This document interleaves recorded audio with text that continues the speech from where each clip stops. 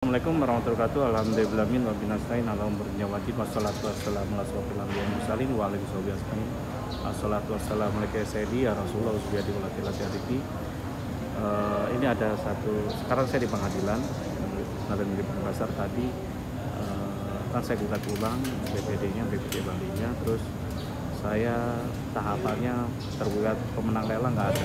Kemarin keluar pihak saya buat pemenang lelangnya nggak ada, pemenang lelang, terus hanya tergugat satu yang ada. Terus kita lanjutkan mediasi itu pasti waktu 1 bulan.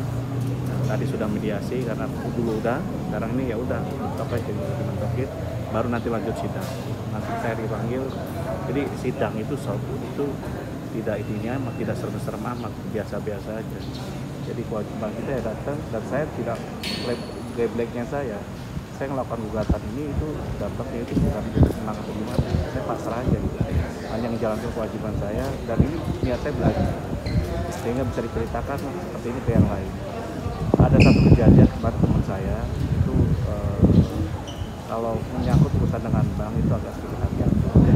Dia tuh punya rumah nilainya sekitar 3 miliar dulu, dia pinjaman tuh 500-700an ke 600an ke bank untuk renovasi rumah.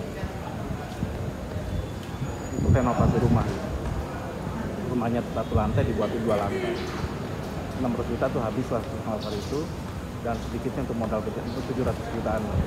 Tapi ternyata di satu bank daerah ya, yang ada di bank daerah Jawa Barat ya. Tapi ininya di sini, kantornya di mana-mana. Dan setelah itu ternyata nggak bisa bayar, restrukturisasi nggak bisa. Dia nggak ngajukan restrukturisasi, waktu itu dia minta untuk dilelang, itu dijual sendiri gitu. Sebenarnya 8 hari itu dia nawarkan harga 2,5 miliar rumahnya. Ada pembeli 2 miliar, cuma dicuekin gitu. Dia minta tetap 2,5 ini. Negonya terlalu lama. Dan pada akhirnya, dan itu udah setahun ini, akhirnya apa? Rumahnya dilelang internal gitu. Nah, kadang ada mafia lelang itu di juga di bank juga. Mudah-mudahan Allah melaknat tuh depan. Dilelangnya berapa sob nilainya? Nilainya sesuai dengan utangnya, dengan bunganya itu 900 juta. 900 juta, dia cuma dapat berapa puluh juta ya, 50 atau berapa juta. Dilelang lah itu, jadi lelangnya hanya 900, bayangkan gitu. Padahal kemarin kalau 2 miliar itu dia terima, dia mau, istrinya baku belagu waktu itu bahkan. Jadi sebenarnya gini sob, ini saya belajar dari mertua saya. Ketika mepet apapun, dia jual apapun, itu nggak masalah bagi dia. Contoh pas dia kesulitan untuk gimana, dia tanahnya dia Gatus Goto, akhirnya diambil dijual dengan nilai ya lebih 20% lebih murah daripada nilai standar. Itu dia lakukan.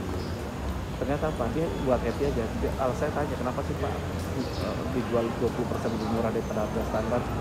Ngapain lagi Wan? Katanya dulu saya datang ke Bali ini saya nggak punya apa-apa. Jadi sekarang ini saya punya segalanya, itu udah cukup bagi saya. Jadi supaya gak pusing, dan uang itu bisa dicari sob. Jadi kalau seandainya kita ngerasa rugi, jangan ngerasa rugi, pasrahkan pada Allah aja. Jadi rugi 10-20% nggak masalah kalau jual itu. Kenapa?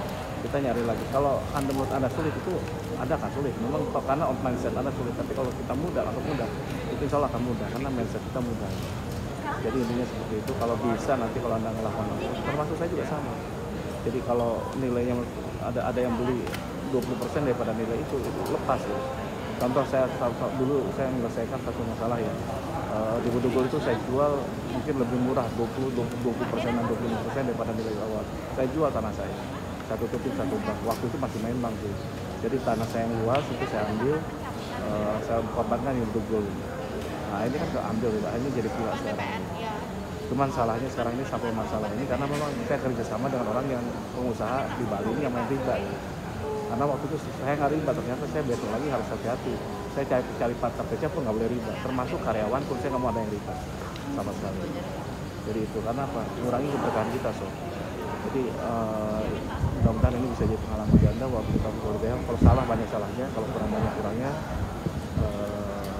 Karena saya menggunakan kurang. Wassalamualaikum warahmatullahi wabarakatuh.